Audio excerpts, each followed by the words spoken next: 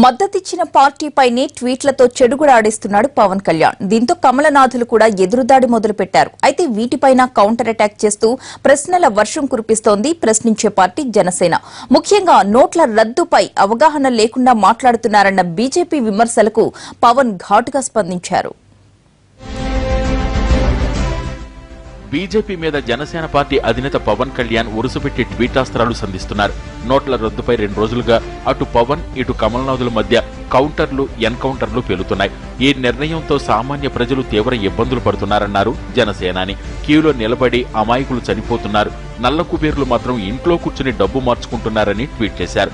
దీనిపై బీజేపీ నేతలు మండిపడ్డారు. పవన్ ట్వీట్లను చూస్తుంటే పలు అంశాలపై అధ్యయనం చేయలేదని తెలుస్తోందన్నారు AP BJP incharge Siddharthnath Singh.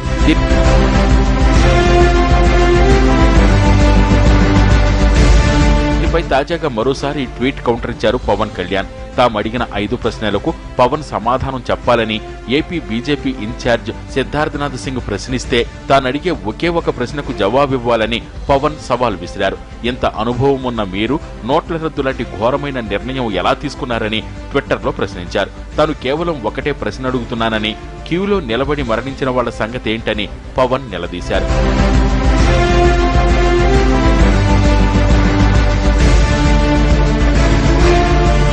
మొత్తం మీద గత కొద్ది రోజులుగా పవర్ స్టార్ పవన్ కళ్యాణ్ తెలుగునాట ట్వీట్లతో బీజేపీని హడలెత్తిస్తున్నారు. గోవధ, రోహిత్ వేముల మరణం, సినిమా హాళ్లలో జాతీయ గీతం, ఏపీకి ప్రత్యేక హోదా, నోట్ల రద్దు ఇలా పవన్ కళ్యాణ్ వరుస ట్వీట్లు చేశారు. బీజేపీ నేతల రియాక్షన్స్ పైన కౌంటర్ అటాక్ చేస్తూనే ఉన్నారు.